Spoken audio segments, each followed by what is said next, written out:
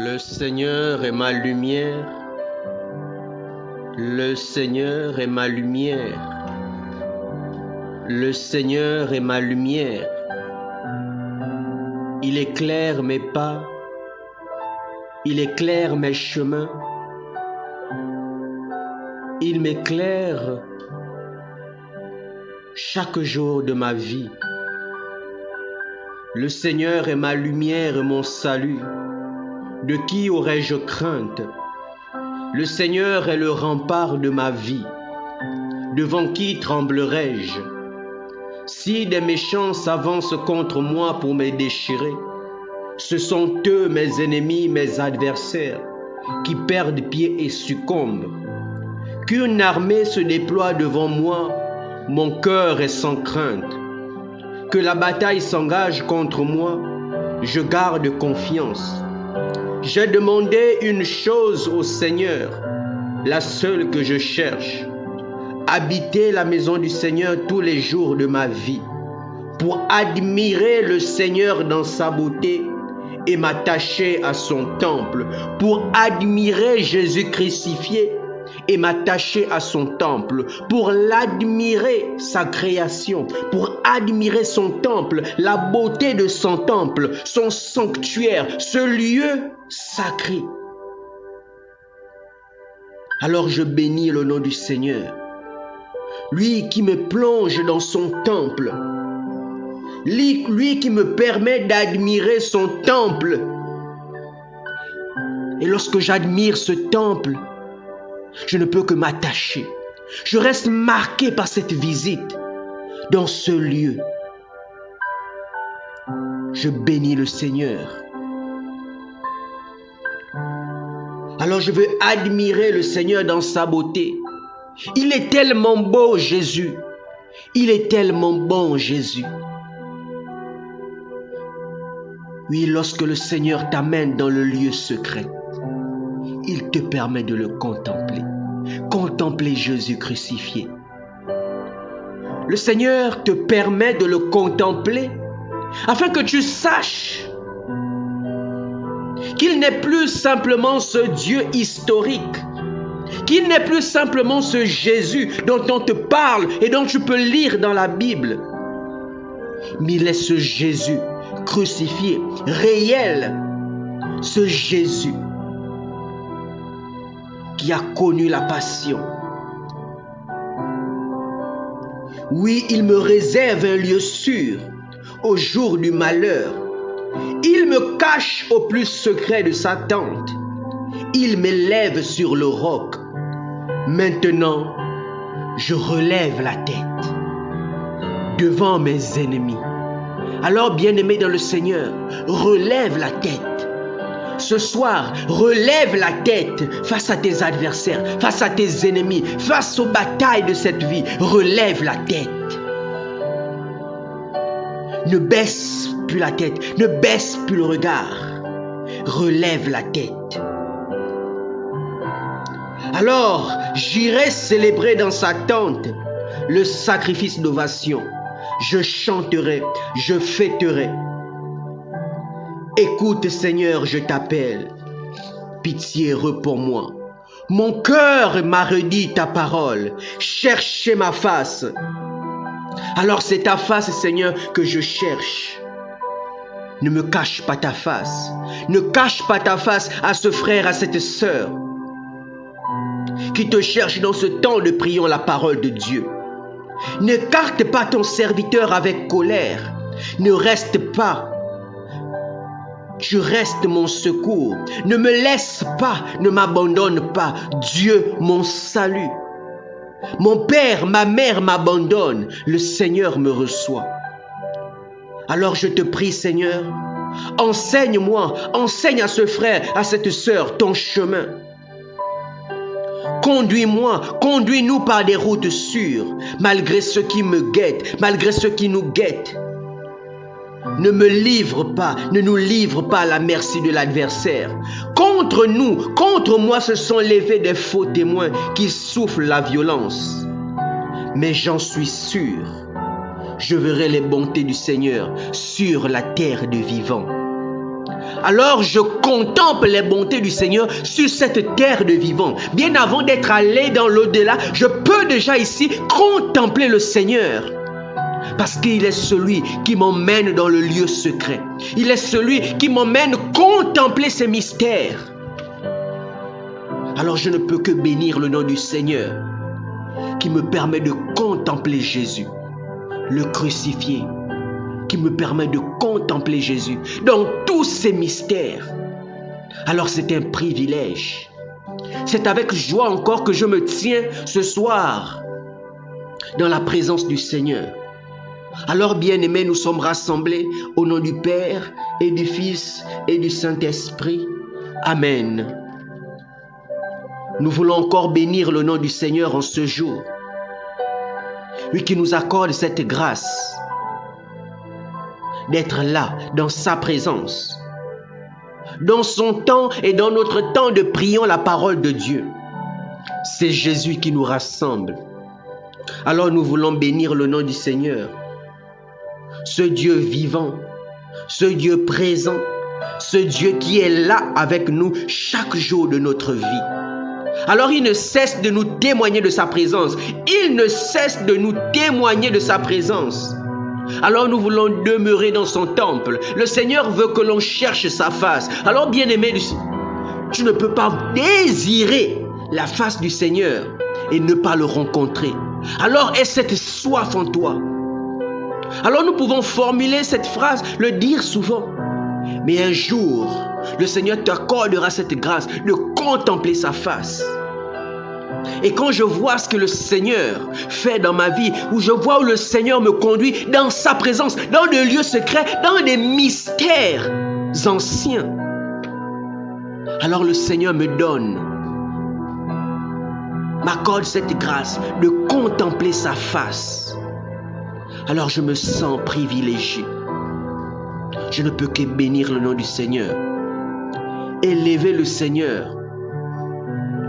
Alors bien-aimé dans le Seigneur, si tu doutes encore de la présence du Seigneur, cherche la face du Seigneur et il se laissera trouver, il se laissera contempler.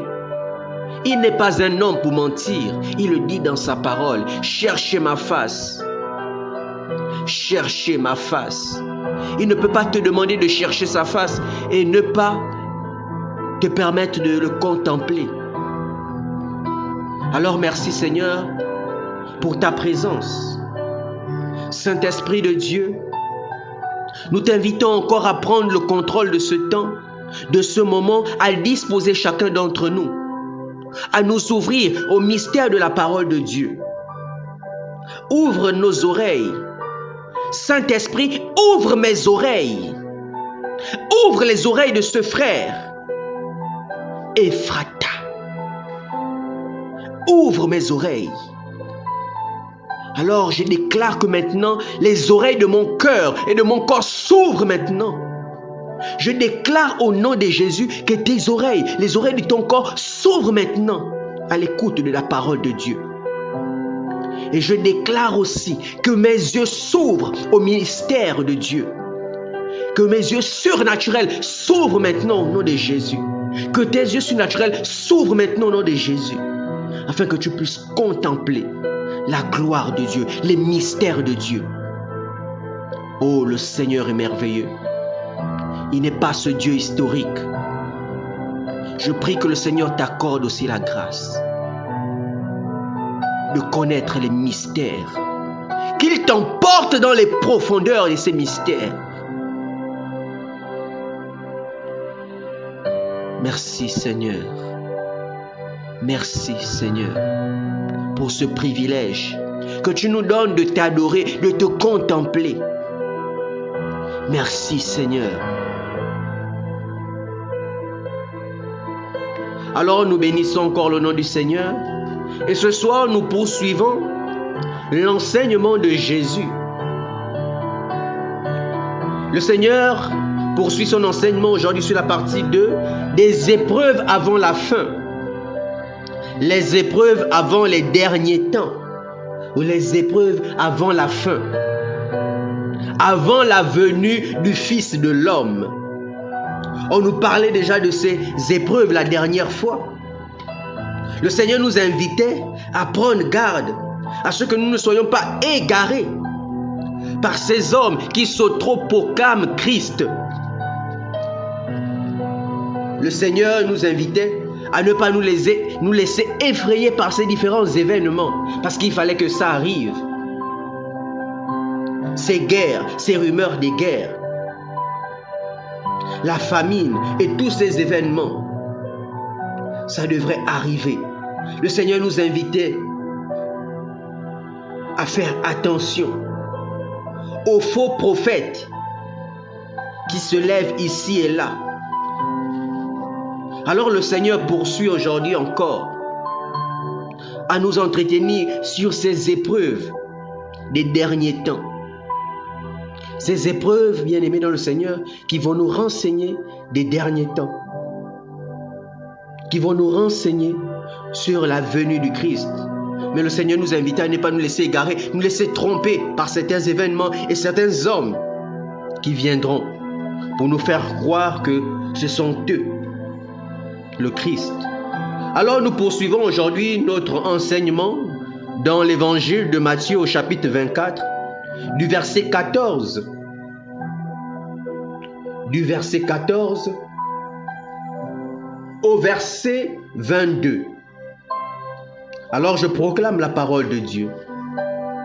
Lorsque vous aurez l'abomination de la désolation installée dans le lieu saint, comme l'a dit le prophète Daniel, que le lecteur comprenne, alors ceux qui seront en Judée, qu'ils s'enfuient dans les montagnes, celui qui sera sur sa terrasse, qu'il ne descende pas pour emporter ce qu'il y a dans sa maison, celui qui sera dans son champ, qu'il ne retourne pas en arrière pour emporter son manteau. Malheureuses les femmes qui seront enceintes et celles qui allaiteront en ces jours-là. Priez pour que votre fuite n'arrive pas en hiver, ni au jour du sabbat. Alors en effet, il y aura une grande détresse, telle qu'il n'y en a jamais eu depuis le commencement du monde jusqu'à maintenant, et telle qu'il n'y en aura jamais plus. Et si le nombre de ces jours-là n'était pas abrégé, personne n'aurait la vie sauve. Mais à cause des élus, ces jours-là seront abrégés. Parole du Seigneur, nous rendons grâce à Dieu. Alors le Seigneur nous parle de ces épreuves avant la fin des temps. Et le Seigneur nous parle de ces abominations dans le lieu saint. Il commence par dire, lorsque vous verrez l'abomination de la désolation installée dans le lieu saint, comme l'a dit le prophète Daniel. Oui, le prophète Daniel l'a dit, qu'il y aura de la désolation, de l'abomination. L'abomination, c'est cette horreur dévastatrice qui est décidée par Dieu lui-même. Et pendant ce temps, il fera cesser le sacrifice perpétuel. Alors il y aura ces abominations. Parce que le Seigneur a dit, il commencera par son temple, par le lieu saint. Parce que là aussi, c'est là où résident les abominations, où les enfants de Dieu ont amené des pratiques mauvaises dans le lieu saint. Et le Seigneur nous l'indique aussi dans Sophonie au chapitre 1, au verset 9. Il dit ceci, « Je visiterai en ce jour-là tous ceux qui sautent par-dessus le seuil, ceux qui remplissent la maison de leur Seigneur de violence et de fraude. » Alors, voilà déjà pourquoi le Seigneur fera tomber dans le lieu saint l'abomination, la destruction, la dévastation. Parce qu'il y a déjà ces hommes et ces femmes de Dieu qui apportent des mauvaises pratiques dans la demeure du Seigneur, qui apportent la fraude, qui apportent la violence, qui apportent des abominations, qui apportent le mensonge. Alors toutes ces pratiques qui n'honorent pas le nom du Seigneur, qui n'honorent pas le temple du Seigneur, on l'a vu comme Jésus allait dans le temple, il a commencé à tout saccager, tout ce qui vendait autour du temple. Et le Seigneur Dieu lui-même a dit qu'il commencera par le lieu saint. Parce que c'est là où il y a désormais des abominations. Alors ces abominations, où le Seigneur va tout dévaster, commencera par le lieu saint, par sa maison. Cela prouve que le Seigneur n'est pas un Dieu qui vient simplement s'attaquer aux païens, mais il commence par juger. Il commence par s'attaquer à ses enfants, à tous ceux qui ont reçu la parole, mais qui ne l'ont pas écoutée, à tous ceux qui sont venus profaner le lieu saint. Le Seigneur commence par là. Et c'est le Seigneur qui ordonne cela. Et le Seigneur demande justement à ces personnes qui sont déjà dans certains lieux de partir, de ne pas se retourner encore. Il le dit, alors ceux qui seront en Judée, qu'ils s'enfuient dans les montagnes, enfuyez-vous, ne revenez plus dans ce lieu saint, parce que le Seigneur fait tomber l'abomination, fait tomber la sentence. Celui qui sera sur la terrasse, qui ne descende pas pour emporter ce qu'il y a dans sa maison. Alors ne cherche plus à venir dans ta maison, te dire je veux emporter telle ou telle chose. Bien-aimé, vas-y. Parce que c'est déjà aussi une grâce de voir cette abomination. Tu as une grâce de partir. Ne cherche pas à dire je veux commencer à prendre d'abord mes effets. Non, le Seigneur le dit. Celui qui sera sur la terrasse, qui ne descende pas pour emporter ce qu'il y aura dans la maison. Celui qui sera dans son champ, qu'il ne retourne pas en arrière pour emporter son manteau. Alors tu es déjà dans le champ, tu es déjà épargné, tu es déjà loin de ce lieu où le Seigneur maintenant commence cette abomination, où ces personnes qu'il a envoyées commencent le châtiment. Alors tu es dans le champ, vas-y, fuis maintenant. Ne repars plus en arrière, te dire que je vais récupérer d'abord mon manteau. Sinon, tu risques aussi de subir cette désolation, ce châtiment. Alors il y aura une grande détresse, nous dit le Seigneur. Le Seigneur nous dit aussi, malheureuses les femmes qui seront enceintes et celles qui allaiteront. Alors bien aimé dans le Seigneur, lorsqu'il y a ce châtiment, lorsqu'on est enceinte, lorsqu'on allaite, c'est souvent difficile de partir, de fuir. Comment s'enfuir en étant enceinte? Comment s'enfuir en ayant des enfants? C'est souvent difficile. Parce que même lorsqu'il y a la guerre, c'est très difficile pour les femmes enceintes de s'enfuir, de fuir la guerre, de fuir ces abominations. C'est souvent difficile pour des mères de partir et de laisser leur progéniture derrière. C'est difficile. Souvent les hommes s'enfuient facilement, mais les femmes, voyant leur sang, alors lorsque tombe la guerre, c'est souvent très difficile pour les mères, pour les femmes enceintes. C'est encore mieux pour les femmes qui sont déjà bien, qui ne sont pas enceintes, ont déjà parfois des enfants grands. Chacun peut maintenant fuir avec ses pieds. Chacun peut maintenant partir. Mais lorsqu'on a encore un enfant à bas âge, on allait encore, c'est difficile de s'enfuir. Parfois, on se résigne simplement à se dire ce qui va arriver.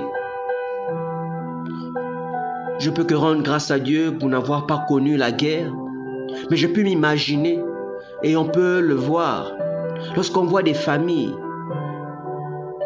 fuir pour vouloir échapper à la guerre. Lorsque certains arrivent dans des territoires où désormais règne la paix, se mettent à chercher un membre de leur famille. Parce que dans le chaos de la guerre, chacun cherche à sauver sa vie et des familles sont divisées. Et c'est difficile. Alors combien de fois lorsque le Seigneur lui-même décidera de cela? Voilà pourquoi il nous dit malheur à la femme enceinte, à celle qui allaitera. Et le Seigneur nous dit qu'il y aura une grande détresse. Il y aura une grande détresse lorsque viendra ce chaos, lorsque viendra cette abomination, ce sera la détresse dans tout le pays. Des morts, des destructions. Ce sera la faim. Ce sera la détresse, ce sera le chaos, la destruction. Le Seigneur nous dit qu'il y aura une grande détresse, telle qu'il n'y en a jamais eu depuis le commencement. Bien-aimé dans le Seigneur, si déjà tu t'imagines que depuis que le monde a commencé, nous avons connu la première guerre mondiale, la seconde guerre et toutes les guerres possibles. Si le Seigneur nous dit qu'il y aura une détresse telle qu'il n'y en a jamais eu depuis le commencement, alors il faut bien croire que la guerre n'est rien comparable à cette détresse. Elle n'est rien comparable lorsque le Seigneur enverra ses instruments pour châtier, pour causer justement cette désolation, cette horreur dévastatrice. Ce n'est pas comparable à la guerre dans ce monde. Alors il nous dit oui, il y aura une grande détresse, telle qu'il n'y en a jamais eu depuis le commencement du monde jusqu'à maintenant, et telle qu'il n'y en aura jamais plus. Oui, après, bien-aimé dans le Seigneur, après cela, il n'y aura plus une telle désolation, une telle détresse. Je ne me rappelle plus de l'Écriture, mais le Seigneur se repentait, se disait qu'il ne fera plus jamais sévir le monde. Mais c'est justement nos péchés qui conduisent le Seigneur à souvent châtier. Alors le Seigneur nous dit, et si le nombre de ces jours-là n'était pas abrégé, personne n'aurait la vie sauve. Alors le temps que le Seigneur aura décidé pour que s'abatte l'abomination, l'horreur, la dévastation, si le Seigneur a prévu une semaine, si le Seigneur a prévu 7 jours, alors ce serait bien pour nous que ces 7 jours soient abrégés, que cela revienne peut-être à 2 jours, à 3 jours, pour qu'au moins des personnes soient sauvées. Parce qu'il nous le dit, si le nombre de ces jours n'était pas abrégé, personne n'aurait la vie sauve. Alors si ces jours ne sont pas abrégés, si le Seigneur a décidé 7 jours, et que ces 7 jours arrivent au terme, alors personne ne sera sauvé. Personne ne sera sauvé. Mais il y a une lueur d'espoir. Il y a, bien aimé, une lueur d'espoir. Et toi, comme moi, pouvons être cette lueur d'espoir. Pouvons être la raison pour laquelle ces jours peuvent être abrégés. Parce que le Seigneur dit, mais à cause des élus, ces jours-là seront abrégés. Oh, bonne nouvelle pour nous. À cause des élus, à cause de toi, mon frère, à cause de toi, ma soeur. Si tu te considères comme élu du Seigneur, alors, à cause de toi, ces jours seront abrégés. Ces jours seront abrégés. Alors, es-tu élu du Seigneur? Es-tu élu du Seigneur? Parce que Jésus est le premier élu. Alors, nous qui sommes des frères de Jésus et des sœurs de Jésus, nous devons aussi d'être des élus. L'Église entière, les croyants sont des élus. Mais est-ce que nous sommes véritablement des élus? Le Seigneur nous dit dans Matthieu chapitre 22 verset 14, il y a beaucoup d'appelés mais peu d'élus. Beaucoup d'appelés mais peu d'élus. Alors nous sommes tous appelés, mais est-ce que nous sommes véritablement tous des élus? Est-ce que tu es un élu? Bien-aimé, il faut se poser cette question. Et le Seigneur nous dit dans Colossiens, au chapitre 3, au verset 12, « Puisque vous avez été choisis par Dieu, que vous êtes sanctifiés, aimés par lui, revêtez-vous de tendresse et de compassion, de bonté, d'humilité, de douceur et de patience. supportez-vous les uns les autres et pardonnez-vous mutuellement si vous avez des reproches à vous faire. Le Seigneur vous a pardonné, faites de même. Alors voilà la race des élus. Ces personnes qui peuvent se revêtir, qui doivent se revêtir de tendresse, de compassion, de bonté, d'humilité, de douceur, de patience, d'amour, de pardon, qui doivent se revêtir de fruits de l'esprit. Alors c'est cela. À cause de ces personnes, le nombre de ces jours seront abrégés, seront réduits, passeront certainement de 7 à 1 jour. Parce que, bien aimé, un jour simplement d'abomination, d'abomination ou de dévastation du Seigneur, c'est grave. C'est grave. Alors soyons des élus. Es-tu véritablement élu? Demandez au Saint-Esprit.